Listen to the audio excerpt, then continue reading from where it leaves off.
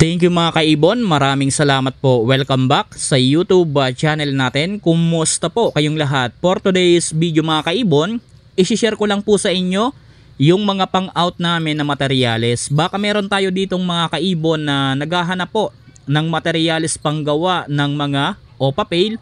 Meron po kaming pang-out ngayon mga kaibon. Baka meron naman tayong kaibon dyan na naghahanap po ng mga visual OPA pail. Meron po kaming pang-out ngayon. Baka meron tayong kaibon na naghahanap po ng mga visual dilute. Meron kaming pang-out ngayon mga kaibon.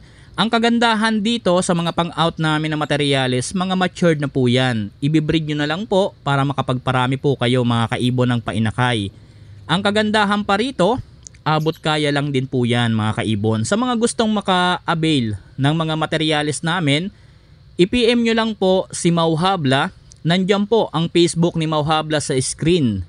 I-PM nyo lang po yan. Huwag kayong mahihiya na mag-PM, magtanong about dito sa mga pang-out namin mga kaibon.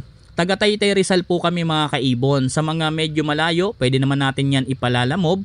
Sa mga medyo malapit naman, pwede naman puntahan para makita yung mga ibon. Ang kagandahan dito mga kaibon na breeding season na, tamang-tama na isa lang nyo na ito para makapagparami agad kayo mga kaibon.